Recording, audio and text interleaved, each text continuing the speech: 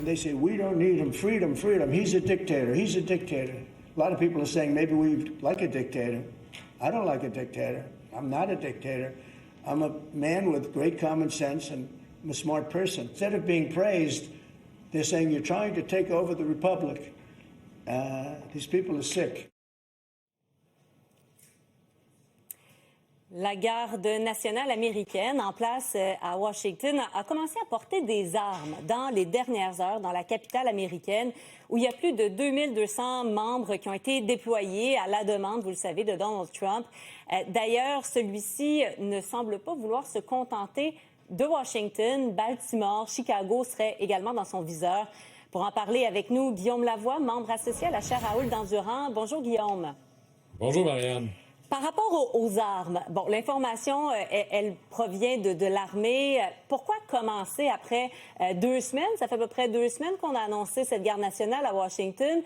Pourquoi commencer à faire porter les armes et à quel moment peuvent s'en servir dans les limites de leur rôle? Bien là, ça, c'est d'ailleurs le côté très inquiétant. C'est à partir du moment, vous savez, vous êtes un membre de la garde nationale, vous portez des armes. Les règles d'engagement ne sont pas claires, mais s'il y avait un débordement, ce n'est pas que de la décoration. Maintenant, l'objectif premier est de faire monter la pression et d'occuper encore plus l'espace médiatique. Ce que Donald Trump essaie de faire ici, de manière assez habile, c'est de transformer la conversation nationale. Ce n'est plus sur les tarifs ou l'économie qui va pas si bien que ça, ou encore l'immigration. 42% des travailleurs agricoles sont des illégaux. Alors, on n'en parle pas de ça. On parle de la sécurité. Et généralement, si la conversation était sur la santé, la réponse naturelle, c'est les démocrates au pouvoir. Si la conversation traditionnellement est sur la sécurité ou l'insécurité, la réponse naturelle est davantage les républicains. Et Trump se positionne comme l'homme fort qui se fiche des moyens tant qu'on arrive à des résultats. Il y a un problème de sécurité, sinon je vais vous l'inventer. Et c'est pas vrai, c'est des faibles qui se préoccupent de la loi, des processus, de la Constitution. Moi, j'ai été élu pour agir, j'agis. Et il le fait avec une marge de manœuvre assez gigantesque. Son parti le suit partout. Et Fox News, qui est la première source d'information aux États-Unis, je vais vous résumer le bulletin de nouvelles à Fox News. Avant, nous vivions terrés dans nos maisons tellement nous avions peur. Et maintenant, on peut marcher sur les rues en toute sécurité grâce au président Trump. Alors ça joue énormément. Et là, évidemment, il s'en prend. C'est un test, Washington, D.C. Jusqu'où la population et les conservateurs et les institutionnalistes vont tolérer ces abus de pouvoir parce que la légalité est extraordinairement floue. Et après ça, ils nomment pas des villes républicaines, ils nomment des villes démocrates pour dire, regardez, les démocrates ne s'occupent pas de votre sécurité, obligation première du pouvoir, moi je le fais, et comme ça, ils repositionnent le débat à son avantage. Trump voudrait d'ailleurs aussi envoyer la garde nationale à Baltimore.